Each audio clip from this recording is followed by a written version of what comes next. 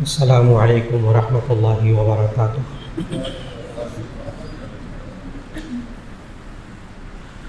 نحمده ونصلي على رسوله الكريم، اما بعد فاعوذ باللہ من الشیطان الرجیم، بسم اللہ الرحمن الرحیم۔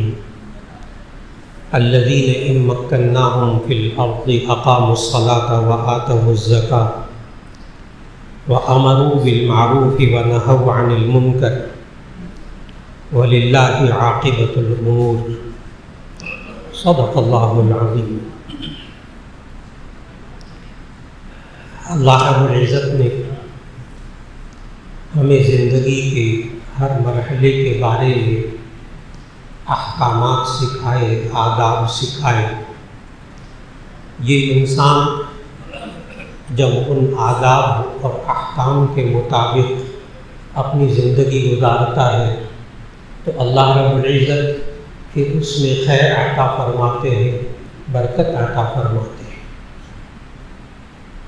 اور جب انسان اللہ کے انہی حکموں کو پامال کرتا ہے یا پس پش ڈال دیتا ہے یا اس سے منہ پھیر لیتا ہے تو ایسی صورت میں وہی سب کچھ ہوتا ہے، وہی نعمتیں ہوتی ہیں، وہی انسان ہوتے ہیں، لیکن اللہ بیچ میں سے خیر و برکت اٹھا لیتا ہے۔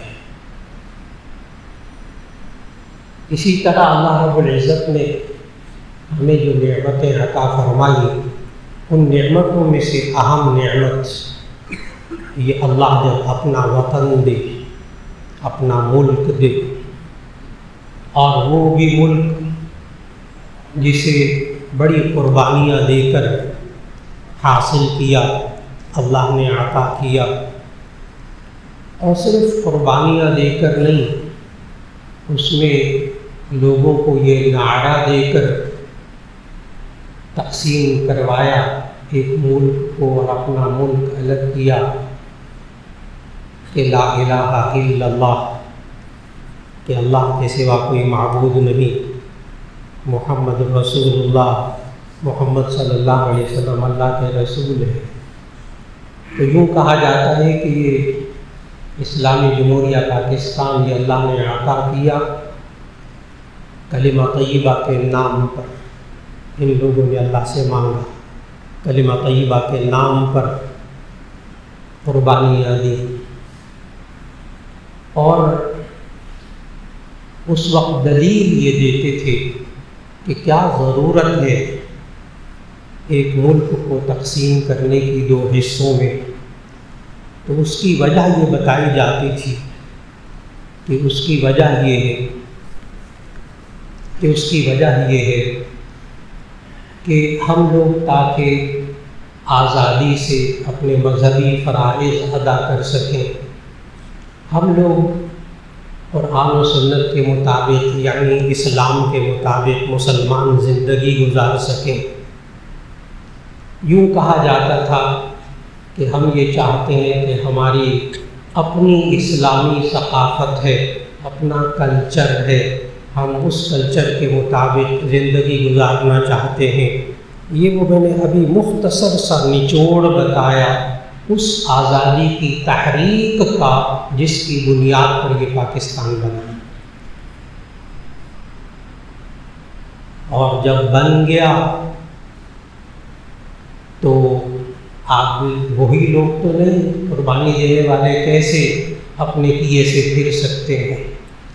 جن کی ماؤں نے قربانیاں دیں، جن کے بیٹوں نے قربانیاں دیں، جن کی ماؤں نے، بیویوں نے، بیٹیوں نے اپنی عزتیں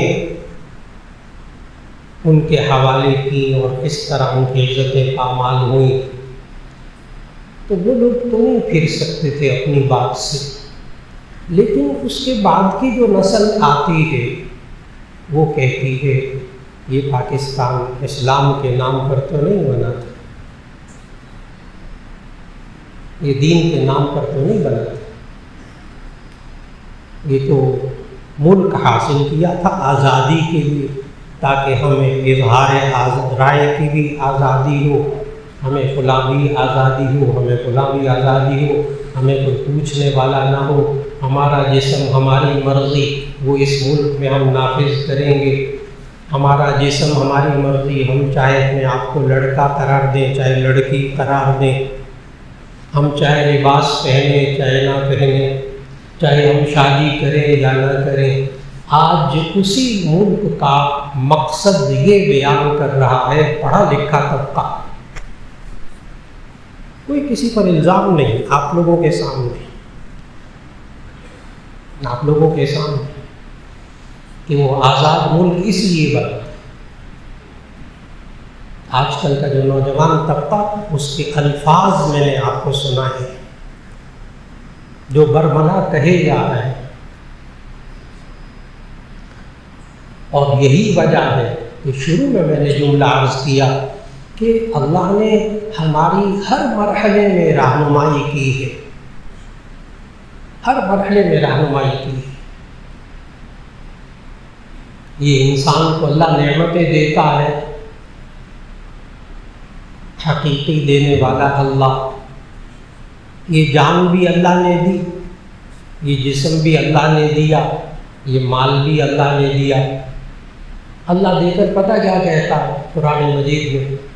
ان اللہ اشتری من المؤمنین انفسهم واموالهم بان لهم الجنہ، ان اللہ اشتری من المؤمنین، بے شک اللہ نے خرید لیا ہے ایمان والوں سے، ان اللہ اشتری من المؤمنین انفسهم واموالهم، ان کی جانوں کو بھی ان کے مالوں کو بھی خرید لیا ہے، بِأَنَّ لَهُمُ الْجَنَّةِ، اس بات کے بدلے میں کہ ان کو جنت ملے گی۔ خریدتا کس سے ہے بندہ؟ مال کس سے خریدتا ہے؟ جو مالک ہوتا ہے۔ آپ مال کے مالک ہی نہیں ہیں تو آپ سے کون خریدے گا؟ لیکن کتنا اللہ غفور الرحیم ہے، کتنا مہربان ہے کہ چند سال کے لیے نہ جان دی ہے، چند سال کے لیے مال دیا ہے، اور اللہ کہتا ہے میں خریدتا ہوں اس بات کے بدلے میں کہ ان کو جنت ملے گی۔ اب وہ اللہ خریدتا کیسے؟ وہ پورا قرآن پڑھا، آسان سی بات۔ اللہ نے خریدا کیسے؟ پورے قرآن کو پڑھیے، اللہ نے خریدا کیسے؟ بس اتنی سی بات ہے کہ اس جان کو اور اس مال کو اللہ کے حکم کے مطابق استعمال کرنا، بس، اور کچھ نہیں چاہیے، تو کچھ نہیں چاہیے، پورا قرآن پڑھو، صرف جان کو اور مال کو اللہ کے حکم کے مطابق۔ ممکن ہے کوئی کہے کہ جی کیا میں اپنی مرضی کے مطابق مال نہیں استعمال کر سکتا؟ تو اس کا جواب قطعاً نفی میں نہ دیجیے گا کہ میں اپنا مال اپنی مرضی سے نہیں استعمال کر سکتا۔ جی آپ کر سکتے ہیں اپنی مرضی سے۔ کیا آپ اپنا مال، اپنا جسم اپنی مرضی سے استعمال کر سکتے ہیں؟ جی ہاں، بالکل کر سکتے ہیں، اللہ نے آپ کو اختیار دیا ہے، لیکن تھوڑا سا قبلہ درست کر لیجئے۔ بڑی گرہیں کھل رہی ہیں، بڑی گرہیں، کیا ہم اپنی مرضی سے اپنا جسم استعمال نہیں کر سکتے؟ بعض لوگ ہوتے ہیں وہ کہتے ہیں نہیں بالکل نہیں، اپنی مرضی سے نہیں، اللہ کی مرضی سے۔ اللہ کے بندو، آپ اپنی مرضی سے جسم استعمال کریں، آپ اپنی مرضی سے مال استعمال کریں، آپ اپنی مرضی سے کھائیں، آپ اپنی مرضی سے پئیں۔ بات صرف اتنی ہے کہ اپنی مرضی کو اللہ کے حکم کے تابع کریں، بات مکمل ہو گئی۔ اپنی مرضی کو اللہ کے حکم کے مطابق کر دیں۔ خواہشات کو کچلنے کا تو کسی آیت میں نہیں کہا گیا۔ مرضی کو، اپنی مرضی کو ختم کر دو، یہ کون سی آیت ہے؟ اپنی مرضی کو ختم کر دو، اپنی چاہتوں کو ختم کر دو۔ جی نہیں، حدیث سنانے لگا ہوں کہ اپنی مرضی، اپنی چاہت، اپنی خواہش، اس کو اللہ کے حکم کے تابع کر دو، اس دین کے تابع کر دو۔ بس دین سے پوچھ لو کہ یہ جو میں مرضی اپنی پوری کر رہا ہوں، یہ پوری کرنا درست ہے کہ نہیں ہے۔ اگر دین کہے درست ہے تو اپنی مرضی پوری کر لے۔ اس کے لیے حدیث سنانے لگا. نبی صلی اللہ علیہ وسلم نے فرمایا لا یؤمن احدکم حتی یکون ہواہ تبعا لما جئت بہ. ترجمہ غور سے سنیے. تم میں سے کوئی شخص کامل مومن نہیں ہو سکتا یہاں تک کہ وہ اپنی خواہشات اس دین کے تابع کر دے جو دین میں لے کر آیا. خواہش کو کچلنے کو تو نہیں کہا, وہ تو رہبانیت ہے. یہ تو نصارہ نے اختیار کی رہبانیت, تو اللہ نے ان کو بڑا برا بھلا کہا وَرَهْبَانِيَّةً ابْتَدَعُوهَا مَا كَتَبْنَاهَا. یہ رہبانیت ہم نے ان پر نہیں لکھی تھی جو انہوں نے نئی ایجاد کر کے اپنے اوپر طاری کر لی. رہبانیت تو اللہ نے نہیں سکھائی. نفس کو کچلنا, اس کی ہر رائے کو کچلنا, جی نہیں, اس کی بری رائے کو کچلنا. تھوڑا سا فرق کر لیجیے. گناہ کی خواہش کو کچلنا, یوں کہا گیا, اس کو بھی ترتیب کے ساتھ. چنانچہ اللہ جب اپنا ملک دے, اقتدار دے, وہ اقتدار آپ کو اپنے گھر میں حاصل ہو جائے. آپ باپ ہیں, آپ دادا ہیں, آپ کی چلتی ہے, آپ کماتے ہیں,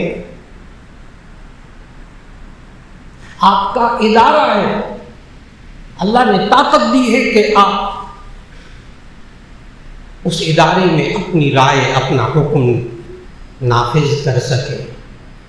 اللہ صوبہ آپ کو دے دے, اللہ شہر آپ کو دے دے, اللہ ملک آپ کو دے دے. تو سورہ حج کی آیت نمبر 41 کی تلاوت کر لیجئے گا, اس کا ترجمہ پڑھ لیجئے گا. اب ہمیں کیا کرنا چاہیے؟ اب ہمیں کیا کرنا چاہیے؟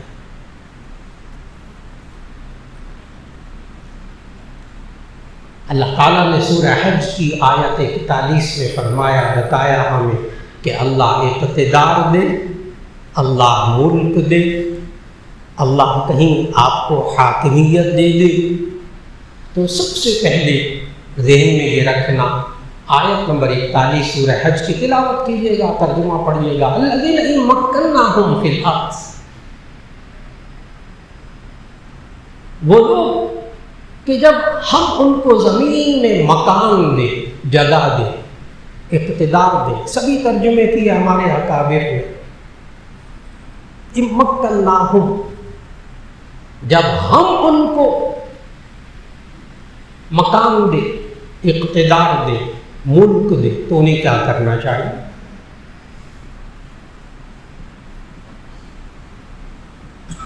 یہاں ذہن میں رکھیے گا کہ ان الذین مکناہم فی الارض سے ایک بات معلوم ہوتی ہے. اللہ نے کیا کہا؟ جب ہم ان کو دے, یہ ملک تم نے قربانیاں دے کر نہیں لیا, تم نے قربانیاں دی, اللہ نے دیا. قبلہ درست کر لینا چاہیے. ہم نے بڑی قربانیاں دے کر یہ ملک لیا, اللہ نے دیا. جب پہلی بات یہ مانے گا کہ اللہ نے دیا تو پھر وہ اللہ کی بات مانے گا. اور اگر وہ کہے گا نہیں میں نے لیا, میں نے جد و جہد کی, میں نے اس پر قبضہ کیا, تو پھر اللہ بیچ میں رہے گا, اللہ ذہن میں آئے گا ہی.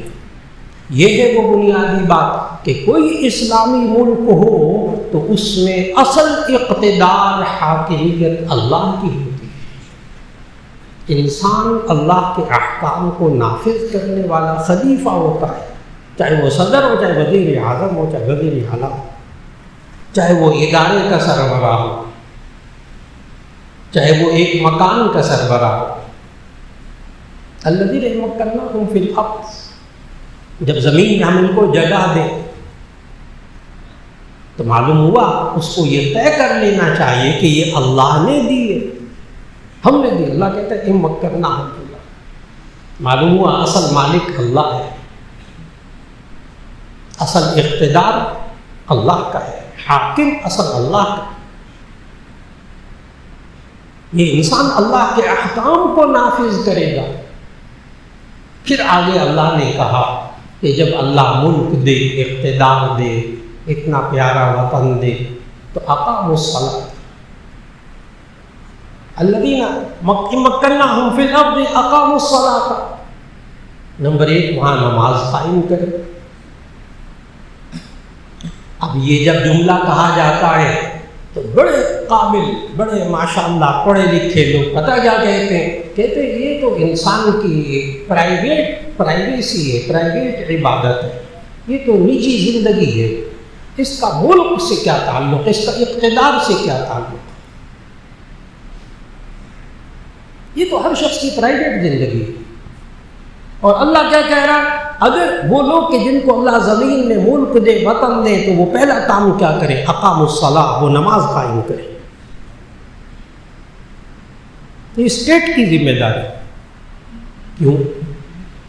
یہ پرائیویٹ نجی زندگی نہیں، اس کے اثرات کیا ہیں؟ ہر حکمران یہ چاہتا ہے اور ہر وطن میں رہنے والے چاہتے ہیں۔ عجیب بات بتاؤں، کوئی اور نماز پڑھتے ہوں یا نہ پڑھتے ہوں، صرف جمعے کی نماز پڑھتے ہوں نا، وہ بھی یہی چاہتے ہیں جو غرض کرنے لگا۔ ایسے ایسے لبرل کہلانے والے ماں باپ پاکستان میں، ایسے لبرل کہلانے والے ماں باپ جو کہ نہ مسجد میں جاتے ہیں، نہ نماز پڑھتے ہیں، نہ روزہ رکھتے ہیں، نہ کچھ کرتے ہیں مسلمان، ہم مسلمان، کیونکہ مسلمانوں کی قبرستان میں انہوں نے دفن ہونا ہے، مسلمانوں کے ملک میں رہتے ہیں، تو اس لیے نماز روزہ بالکل نہیں، نہ نماز پڑھتے ہیں، نہ مسجد میں آتے ہیں۔ آپ تو پھر جمعے میں آ گئے، 5 نمازیں پڑھتے ہیں آپ میرا، وہ لوگ جو نماز بھی نہیں پڑھتے، روزہ بھی نہیں رکھتے، قرآن کو بھی ہاتھ نہیں لگاتے، ان لوگوں کی بات کرنے لگا، لیکن اپنے آپ کو مسلمان کہلاتے ہیں۔ وہ پتہ ہے کیا کہتے ہیں؟ جب اولاد جوان ہوتی تو وہ یہ آ کر کہتے ہیں مولانا کیا کریں ہم اپنی نئی نسل کو، اپنے بچوں، جوان بچے اور بچیوں کو ہم بے حیائی اور برے کاموں سے کیسے بچائیں؟ یہ آج ان ماں باپ کا سوال ہے جو اپنے آپ کو لبرل کہتے ہیں۔ جب تک بچے اور بچیاں اس گھر کے اندر بے حیائی اور برے کاموں میں نہیں مبتلا ہوتے، وہ جاگتے نہیں ہیں۔ جب ان کے اپنے دامن کو آگ لگنے لگتی ہے پھر جاگتے ہیں۔ یہ کیا ہوا ہے؟ یہ کیا ہوا ہے؟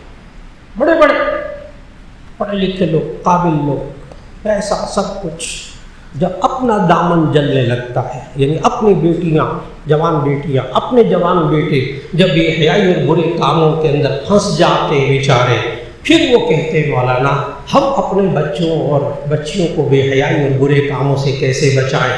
اس وقت آپ 21ویں پارے کی پہلی آیت پڑھ لیجیے، اس وقت 21ویں پارے کی پہلی آیت پڑھ لیجیے۔ اتل ما اوحی الیک من الکتاب واقم الصلاۃ۔ ذہن میں لائیے گا کہ یہ نماز کی قائم کرنے سے معاشرے کے اندر، گھروں کے اندر، ملک کے اندر کیا تبدیلی آتی ہے۔ اتل ما اوحی الیک من الکتاب واقم الصلاۃ، آپ تلاوت کیجیے اس کتاب کی جو آپ کی طرف نازل کی گئی، واقم الصلاۃ، اور نماز قائم کیجیے۔ ان الصلاۃ تنہی عن الفحشاء والمنکر، بے شک یہ نماز بے حیائیوں اور برے کاموں سے روکتی ہے، یہ نماز بے حیائیوں برے کاموں سے روکتی ہے۔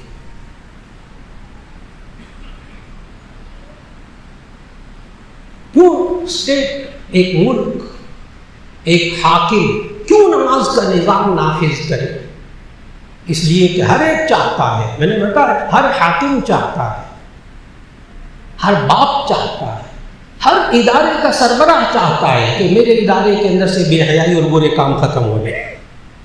کون انسان سکون کی زندگی گزارے گا جب وہ بے حیائی کے کام اس کے ادارے میں برے کام ہو رہے ہیں، یعنی چوری وہاں ہو رہی ہو، کرپشن وہاں ہو رہی ہو، اور جناب جھوٹ وہاں بولا جا رہا ہو، دھوکہ وہاں دیا جا رہا ہو، ساری برائیاں اس ادارے کے اندر ہوں، وہ ادارہ کیسے چلے گا؟ وہ چلانے والا کیا چاہتا ہے؟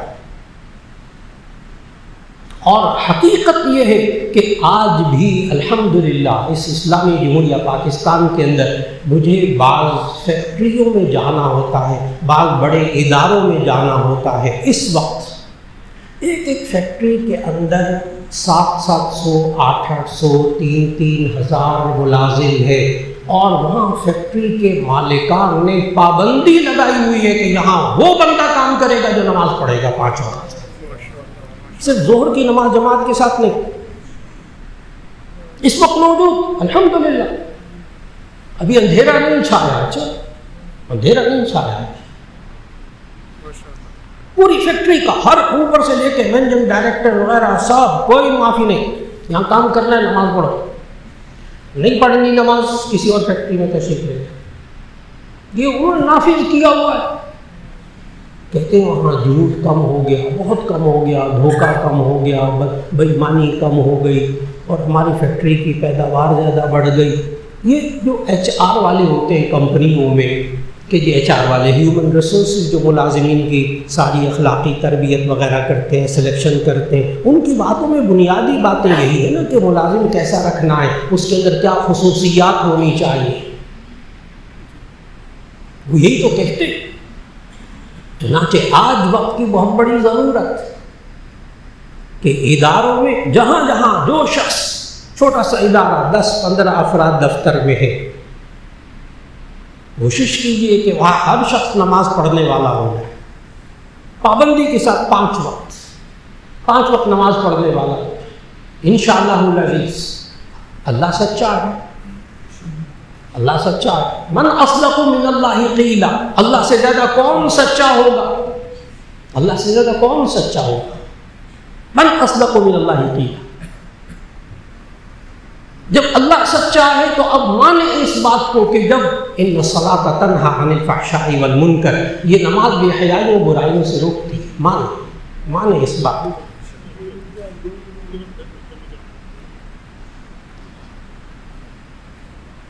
اس بات کو ماننا پڑے گا۔ بعض لوگ ہوتے ہیں وہ کہتے ہیں مولانا ہم نماز پڑھتے ہیں لیکن برائیوں سے بھی نہیں رکتے، بے حیائیوں سے بھی نہیں رکتے۔ کہتے ہیں آپ نے کہا بڑا زور دے کر کہ نماز بے حیائیوں برائیوں سے روکتی، وہ الگ بات ہے کہ اس کے جوابات ہیں، جیسی نمازیں ہماری ہونی چاہیے ویسی نمازیں نہیں ہوتی، اگر ویسی نمازیں ہوں تو پھر یہ بے حیائیوں برائیوں سے رک جائے۔ جواب دیا بزرگوں نے، مفسرین نے، محدثین نے جوابات دیے۔ تو جن صاحب نے کہا نا مجھے کہ جی نماز مجھے تو نہیں روکتی بے حیائیوں برائیوں سے، یعنی مطلب یہ میں نماز نہیں پڑھتا ہوں، مجھ سے مجھے برے کام بے حیائی کے کام بھی ہو جاتے ہیں، تو میں ایک دم کانپ گیا اس کے سوال کرنے سے۔ اس لیے کانپا، اس لیے ڈر گیا کہ وہ کہتا ہے نماز مجھے نہیں روکتی بے حیائیوں برائیوں سے، اور اللہ قرآن میں کہتا ہے کہ نماز بے حیائیوں برائیوں سے روکتی ہے، اور من اصدق من اللہ قیلا، اللہ سے زیادہ کون سچا ہو سکتا ہے، اور یہ کہتا ہے مجھے نماز برائیوں سے نہیں روکتی۔ کانپنے کی، ڈرنے کی وجہ سمجھ میں آئی کہ اللہ کہتا ہے روکتی، یہ کہتا ہے نہیں روکتی مجھے۔ فوراً ان صاحب سے پوچھا آپ نے آج جمعے کی نماز، ابھی میں جمعے کے بعد سوال کیا، میں نے کہا آپ نے آج جمعے کی نماز پڑھی ہے یہاں؟ کہنے کہ جی آپ کے پیچھے جمعے کی نماز پڑھی۔ میں نے کہا بہت اچھا، پھر جمعے کی نماز میرے پیچھے پڑھتے ہوئے آج یہاں جمعے کی نماز، کہتے میں نے آپ پڑھی آج آپ کے پیچھے۔ میں نے کہا اچھا، تو جمعے کی نماز پڑھنے کے دوران آپ نے کون سے بے حیائی اور برے کام کیے؟ میں نے کہا توبہ کوئی نہ، میں جمعہ پڑھتے ہوئے کوئی برائی بے حیائی کا کام نہیں کیا۔ میں نے کہا اتنی دیر تو نماز نے روک لیا نا، مان لو اتنی دیر تو روکا۔ اور اصل میں یہ میرا جواب نہیں تھا، یہ علامہ جلال الدین سیوطی نے جلالین میں یہ جواب لکھا ہے، جہاں وہی 21ویں پارے کی پہلی آیت اتل ما اوحی الیک من الکتاب واقم الصلاۃ ان الصلاۃ تنہی عن الفحشاء والمنکر، تو آگے صاحب جلالین لکھتے ہیں ای فی حالت الصلاۃ،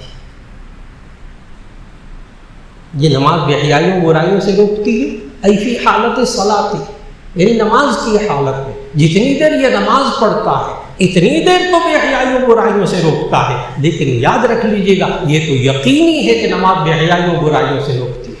تو معلوم ہوا کہ اللہ وطن دے، ملک دے، تو اس میں پہلا نظام جو اللہ نے سکھایا قرآن مجید میں، الذین ان مکناہم فی الارض اقاموا الصلاۃ، اور یہ میں پھر بار بار عرض کروں گا کہ ان مکناہم کو ذہن میں رکھیے گا۔ اگر اللہ ان مکناہم فی الارض، وہ لوگ کہ جن کو اللہ زمین میں مکان دے، جگہ دے، اقتدار دے، آپ اگر کسی دفتر کے سربراہ ہیں، کسی ادارے کے سربراہ ہیں، تو آپ بھی اس آیت پر عمل کریں گے تو اس ادارے کے اندر سے اللہ بے حیائی اور برائی کے کاموں کو ختم کرے گا۔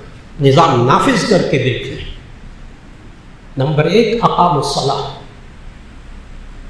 نمبر 2 آتوا الزکاۃ،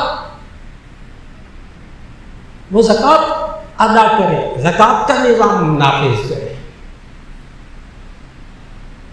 آج اسلامی جمہوریہ پاکستان کے اندر زکوٰۃ وصول کرنے کا نظام بہت عمدہ، جو باتیں اچھی ان کا بھی ذکر، زکوٰۃ کا پورا نظام، یکم رمضان کو ایک مقدار طے ہو جاتی ہے، پھر اس کے بعد یکم رمضان کو زکوٰۃ کاٹ دی جاتی ہے۔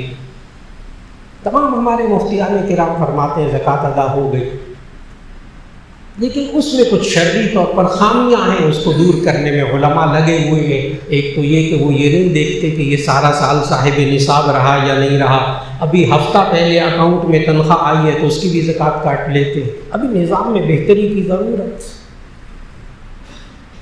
وہ یہ نہیں دیکھتے کہ یہ اس زکوٰۃ کا یہ صاحب نصاب بھی ہے کہ نہیں ہے، بس اس دن نصاب پورا ہے تو زکوٰۃ کاٹ لیتے ہیں۔ وہ حولان حول یعنی سال گزرنا اس کو نہیں دیکھتے۔ ابھی اللہ کرے آئندہ اس میں بھی بہتری آ جائے گی، تو زکوٰۃ کا نظام نافذ کرنا بھی بہت اچھا ہے۔ لیکن جب زکوٰۃ کا نظام نافذ ہو گیا تو پھر ایسی صورت میں یکم رمضان سے ذرا ایک آدھ ہفتہ پہلے بینک والوں سے مل کر ساری رقم نکلوانا اور 4-5 رمضان کو دوبارہ داخل کر دینا تاکہ زکوٰۃ سے بچ جائے، تاکہ زکوٰۃ سے بچ جائے۔ اس کا مطلب یہ ہوا، ہاں وہ الگ بات ہے کہ آپ چاہتے ہیں کہ جی ہم خود زکوٰۃ ادا کر لیں، بالکل ٹھیک، بالکل ٹھیک، بالکل ٹھیک۔ اور اب حکومت نے اور آسانی کر دی کہ جی آپ ایک اسٹامپ پیپر پر لکھ کر دے دیں کہ جی میری زکوٰۃ نہ کاٹی جائے، میں زکوٰۃ خود ادا کروں گا، تو ٹھیک ہے۔ ہر بینک کو حکومت نے حکم دے دیا کہ ٹھیک ہے، تاکہ لوگ پیسے نکالیں رکھیں، اس کی ضرورت ہے، ہر بینک کو اس کا حکم دے دیا۔ یہ میں بتا رہا ہوں آتا وہ زکوٰۃ کا نظام نافذ ہو گیا، لیکن زکوٰۃ سے بندہ بچنے کی کوشش نہ کرے، زکوٰۃ ادا کرنے کی فکر کرے۔ یہ وہ زکوٰۃ کا نظام ہے۔ اس سے ہوتا کیا ہے؟ اس سے ہوتا کیا ہے کہ وہ زکوٰۃ کا نظام جو نبی صلی اللہ علیہ وسلم نے نافذ کیا، حضرت ابوبکر صدیق رضی اللہ تعالیٰ عنہ خلیفہ اول بنے تو لوگوں نے کہنا شروع کر دیا ہم تو محمد صلی اللہ علیہ وسلم کو زکوٰۃ دیتے تھے، آپ کو نہیں دیں گے، آپ کو نہیں دیں گے۔ حضرت ابوبکر صدیق رضی اللہ تعالیٰ عنہ نے فرمایا، مشہور ہے ان کا فرمان، ان کا اعلان، جو شخص اونٹ باندھنے کی ایک رسی بھی زکوٰۃ میں سے نہیں ادا کرے گا میں اس کے خلاف اعلان جنگ کرتا۔ اور منکرین زکوٰۃ کے خلاف جنگ کی انہوں نے۔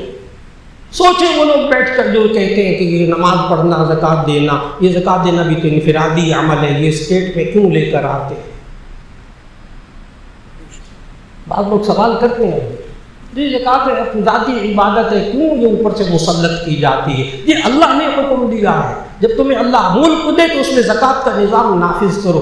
ہوتا کیا ہے یہ زکوٰۃ کا نظام نافذ کرنے سے کہ نبی صلی اللہ علیہ وسلم نے زکوٰۃ کا نظام نافذ کیا، حضرت ابوبکر رضی اللہ تعالیٰ عنہ نے منکرین زکوٰۃ کے خلاف جہاد کیا اور پھر زکوٰۃ لے کر چھوڑی۔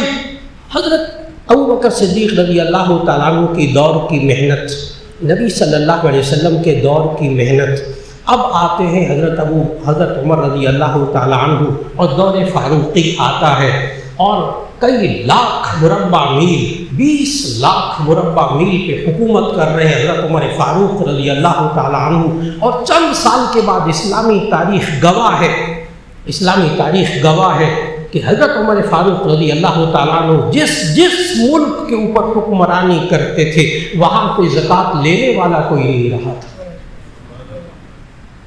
یہ جو میں نے کہا نا زکوٰۃ لینے والا کوئی نہیں رہا، یہ کسی کو بھی سمجھ میں نہیں آیا سوائے علماء کے، یہ ابھی سمجھ میں نہیں آیا، ابھی میں بات کو کھولنے لگا، کیونکہ ہمارے عوام کیا ہوتے ہیں، روٹی کپڑا مکان، بس غربت ختم ہو گئی۔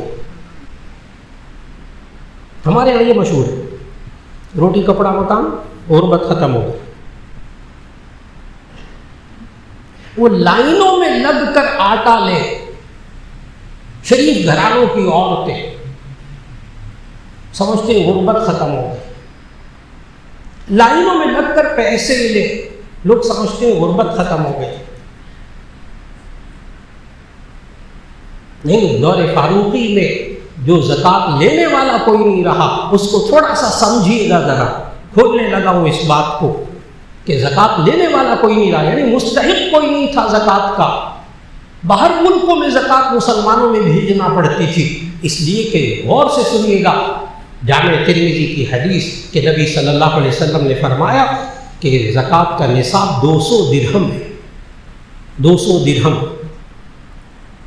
200 درہم میں ایک درہم ہوتا ہے 3 گرام 62 ملی گرام کا۔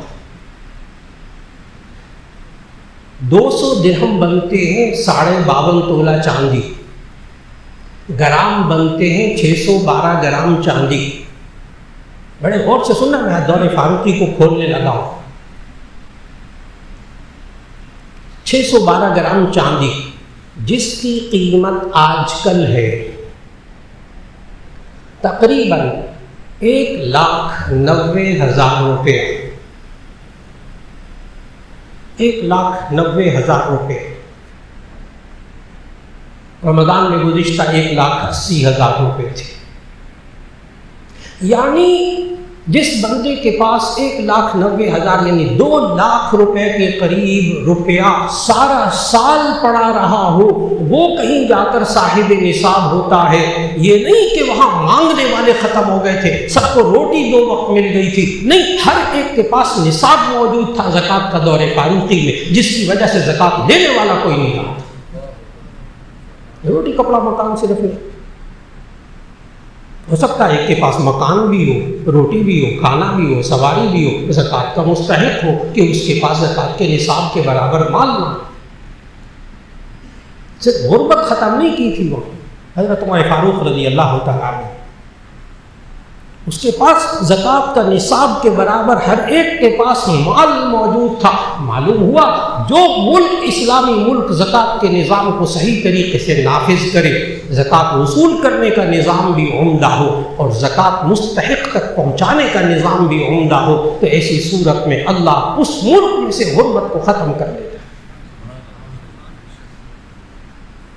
آج بھی موجود، آج بھی جس نے اپنے خاندان پر محنت کی، الحمدللہ ایسے خاندانوں سے واقف ہوں، الحمدللہ ہمارے بزرگ واقف ہیں، ایسے خاندانوں کو جانتے کہ جنہوں نے اپنی زکوٰۃ اپنے خاندان والوں پہ سب سے زیادہ خرچ کی اور کہا کہ سب سے زیادہ رشتہ دار مستحق ہوتے ہیں زکوٰۃ کے کہ 2 ثواب ملتے ہیں، انہوں نے اس پر عمل کیا۔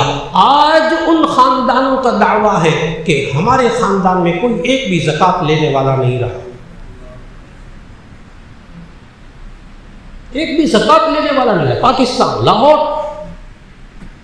پورے بڑے بڑے خاندان، کیوں؟ انہوں نے زکوٰۃ کا کہتے ہیں صرف زکوٰۃ، ہم نے کچھ نہیں، صرف زکوٰۃ۔ آج ہمارے خاندان میں زکوٰۃ کا مستحق نہیں رہا، کہتے آج بھی ہمارے خاندان میں اللہ نے زکوٰۃ کی برکتیں دکھائی ہیں، اب ہمیں خاندان سے باہر زکوٰۃ دینا پڑتی ہے۔ باتوں کو بڑے غور سے سمجھنا ہوگا۔ یہ زکوٰۃ کا نظام یہ غربت کا خاتمہ کیسے کرتا ہے، ایک ملک کی معاشی حالت کو کیسے بہتر بناتا ہے۔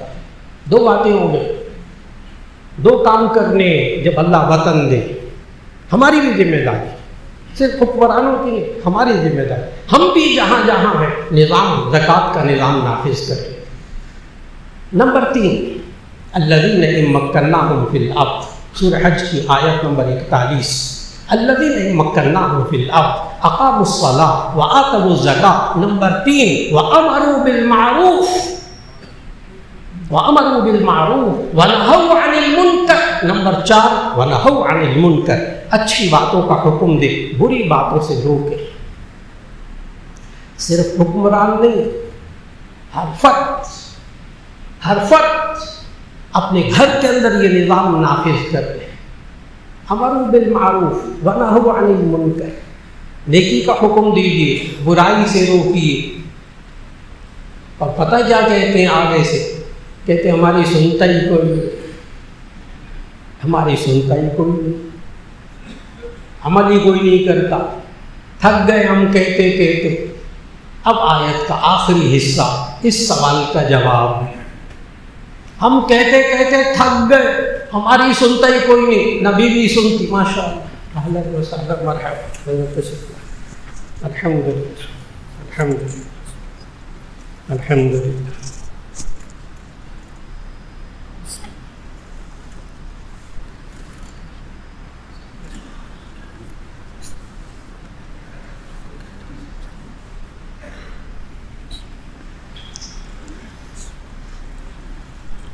الحمدللہ۔ تو عرض کر رہا تھا کہ اللہ رب العزت نے جب انسان کو وطن ملے، انسان کو اقتدار ملے، تو اس انسان کو چند کام کرنے ہوں گے، اور اس میں 2 کام آخری بتانے لگا تھا، امر بالمعروف نہی عن المنکر۔ آپ نیکی کا حکم دیجئے، برائی سے روکیے۔ وہ روکیں یا نہ روکیں یہ ہماری ذمہ داری نہیں۔ بڑی توجہ سے، یہ وہ بات ہے جس کی وجہ سے آج لوگ امر بالمعروف نہی عن المنکر سے پیچھے ہٹ گئے۔ ہماری کوئی سنتا نہیں، ہماری کوئی مانتا نہیں۔ ہمارے گھر میں، ہمارے ادارے میں کھلا، میں نے بہت کہا، بس اب سنتے ہی نہیں، مانتے نہیں، میں نے چھوڑ دی۔ نہیں جناب، یہی غلطی ہے۔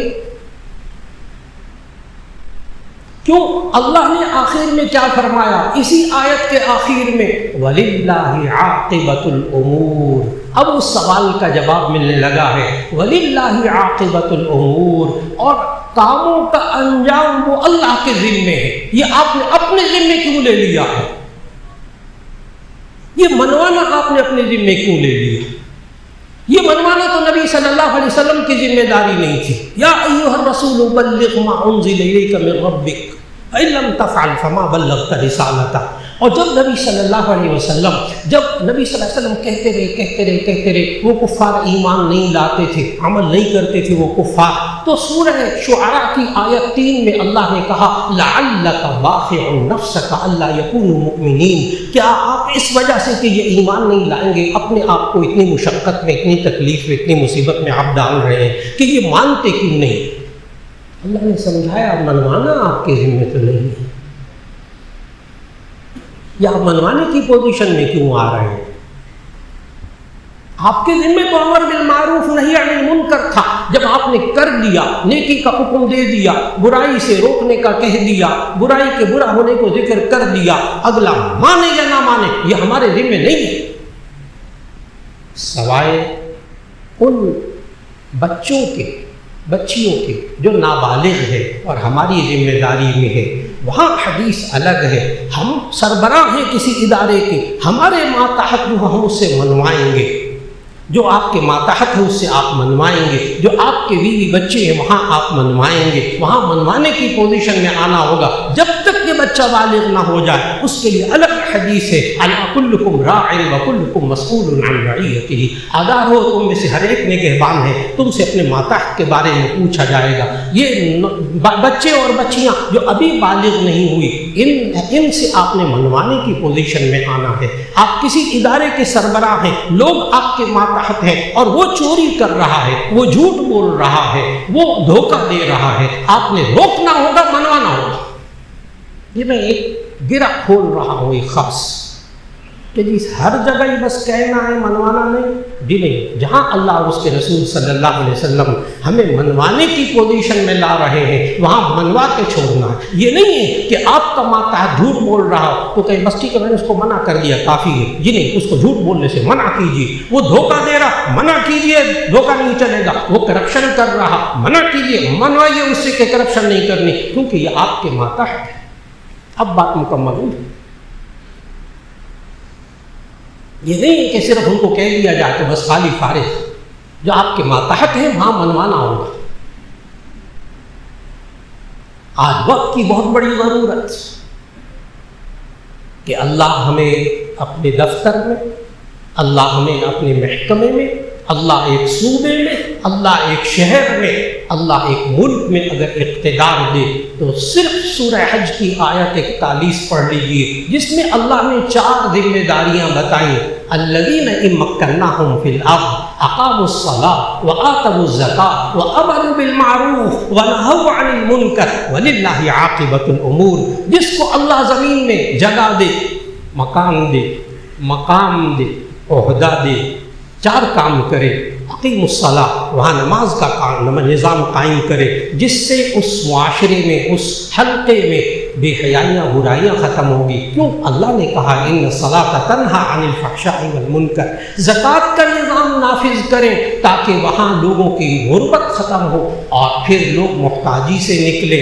امر بالمعروف کرے، نیکی کا حکم دیتا رہے، اور نہو عن المنکر، اور بری باتوں سے روکتا رہے۔ یہ 4 کام ہر بندہ اگر اپنے محکمے میں کرنا شروع کر دے، ہر بندہ اپنے ادارے میں کرنا شروع کر دے، ہر بندہ اپنے گھر کے اندر شروع کر دے، اللہ اسلامی جمہوریہ پاکستان کے مقصد کو پورا کر دے گا۔ جس مقصد کے لیے یہ پیارا ملک اللہ نے عطا فرمایا، بے شمار قربانیوں کے بدلے میں اللہ اس ملک کو سلامت رکھے، اللہ اس کو طاقت عطا فرمائے، معاشی طور پر بھی، دفاعی طور پر بھی، عبادات کے اعتبار سے بھی، ایمانی قوت کے اعتبار سے بھی۔ دعا فرما لیجیے گا۔ الحمدللہ رب العالمین، اللہم صلی علی سیدنا و مولانا محمد وعلی آل سیدنا و مولانا محمد وبارک وسلم۔ ربنا آتنا فی الدنیا حسنۃ وفی الآخرۃ حسنۃ وقنا عذاب النار۔ یا اللہ ہمارے گناہوں کو معاف فرما، ہماری لغزشوں کوتاہیوں کو معاف فرما۔ یا اللہ یہ پاکستان بنے ہوئے 78 سال ہو گئے، اے اللہ ہم سے بڑی کوتاہیاں ہو گئی۔ جس کلمہ طیبہ کے نام پر یا اللہ ملک بنا، یا اللہ یہ تو نے ملک ہمیں عطا فرمایا، یہاں مذہبی آزادی عطا فرمائی، ہمیں رہنا سہنا عطا فرمایا۔ کیا حال ہے ہندوستان میں ان مسلمانوں کا جو بیچارے اذان بھی نہیں دے سکتے، جو بیچارے دین پر عمل بھی نہیں کر سکتے، جو جانوروں کی قربانی بھی نہیں کر سکتے، جو اپنے لباس کو بھی وہاں نہیں پہن سکتے، جس کے لیے وہاں سرکاری حکومت کے اندر ملازمت کا سوال ہی پیدا نہیں ہوتا مسلمان کے لیے۔ اے اللہ تو نے جو یہاں سب کچھ عطا فرمایا، اے اللہ اب اس کی قدر کرنے کی توفیق عطا فرما، اس کا شکر ادا کرنے کی توفیق عطا فرما۔ یا اللہ تو نے ہمیں بہت کچھ دیا، یہاں پانی بھی تو نے دیا، یہاں گندم بھی تو نے وافر دی، یہاں چینی بھی، گنا بھی تو نے وافر دیا۔ اے اللہ ہم سے ناشکری ہو گئی، ہم نے قدر نہیں کی، یا اللہ تو نے اس میں سے برکت اٹھا لی۔ پانی کی قلت پیدا ہو گئی، کھانے کی قلت پیدا ہو گئی، گندم کی قلت پیدا ہو گئی، چینی کی قلت پیدا ہو گئی۔ یا اللہ تو نے گیس کی کتنی مفت کی نعمت عطا فرمائی تھی، اب تو ناشتہ بنانے کے لیے بھی گیس تو نے اٹھا لی۔ اے اللہ ہمیں معاف فرما دے، اے اللہ ہمیں معاف فرما دے۔ اور یا اللہ جو لوگ یہ کہتے ہیں کہ یہ ملک پاکستان یہ اسلام کے نام پر نہیں بنا تھا، یہ تو آزادی کے نام پہ بنا تھا، اے اللہ ان کو ہدایت عطا فرما۔ یا اللہ اس ملک کے قوانین جتنے اسلامی ہیں یا اللہ ان کو نافذ کرنے کی توفیق عطا فرما، اور جتنے اصول اس ملک کے اندر یا اللہ غیر اسلامی ہیں ان کو ختم کرنے کی توفیق عطا فرما۔ اور یا اللہ خصوصاً اس ملک سے سودی نظام کا خاتمہ فرما دے، یا اللہ بے حیائی کی جتنی چیزیں اس ملک سے ختم فرما دے۔ یا اللہ جو برائیاں اس ملک کے اندر ہیں، ملک کے اندر جو افراد کے اندر ہیں، اے اللہ ان برائیوں کو ختم فرما دے، اصلاح کروانے کی توفیق عطا فرما دے۔ یا اللہ ہم سب کی دعاؤں کو قبول فرما لے، خصوصاً حضرت مولانا فضل الرحیم صاحب آج میں بھی پھر تشریف لائے، اللہ حضرت کو کامل صحت عطا فرما دے، تمام بیماروں کو شفا عطا فرما دے، ہر ایک کی روزی میں اللہ برکت عطا فرما دے، ہر ایک کے کاروبار میں اللہ برکت عطا فرما دے. وصلی اللہ تعالی علی خیر خلقہ محمد وآلہ واصحابہ اجمعین برحمتک یا ارحم الراحمین.